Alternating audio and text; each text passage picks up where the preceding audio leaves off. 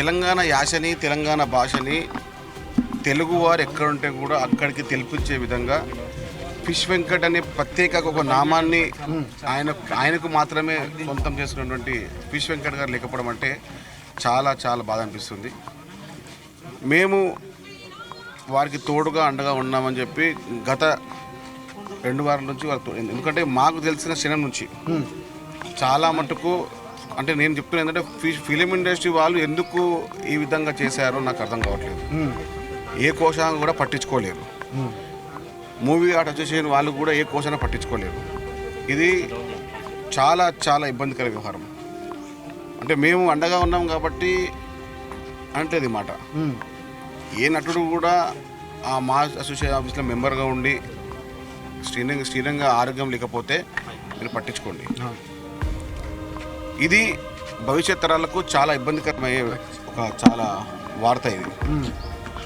మేము అప్పుడు మంత్రి గారు వాకిడి శ్రీహరి గారు, మైనంపల్లి హనుమంత్రి గారు, నేను తోడుగా వారికి ఆర్థిక సాయం చేశాము.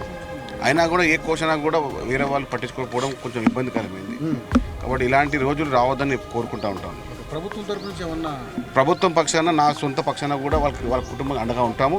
గతంలో కూడా నేను నా సాయం చేశాను, చేయించాను కూడా.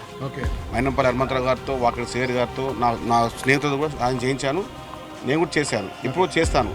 ఎందుకంటే మా కుటుంబ పరంగా మేము చేసుకుంటాం. కానీ ఇండస్ట్రీ పరంగా ఇండస్ట్రీకి ఫిష్ వెంకట్ అనే వ్యక్తి ఒక శక్తిగా మారి చాలా మట్టుకు అంటే జూనియర్ ఆర్టిస్టులు అందరికి కూడా ఆయన ఒక కమాండింగ్ కెప్టెన్గా పనిచేసినాడు.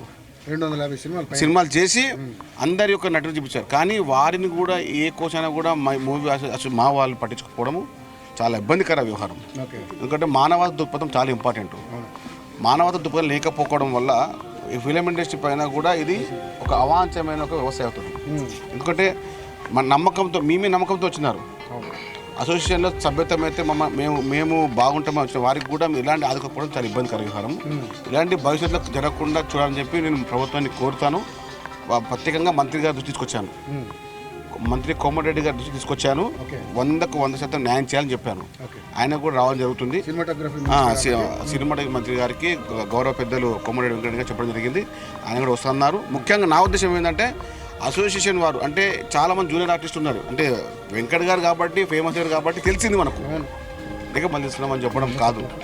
కనీసము 100 రూపాయలు ఒక సాయం చేసి ఉంటే బాగుంటుంది కోరుకుంటున్నాను. ఫిష్ వెంకట్ గారి కుటుంబానికి రేవంత్ రెడ్డి గారి ప్రభుత్వం, కాంగ్రెస్ పార్టీ ప్రభుత్వం అండగా ఉండి తీరుతుంది. నేను వాళ్ళ కుటుంబ సభ్యునిగా ఒక ఫిషరీ చైర్మన్గా చెప్తున్నాను. ఫిష్ వెంకట్ గారిని వారి కుటుంబానికి అండగా ఉంటాం.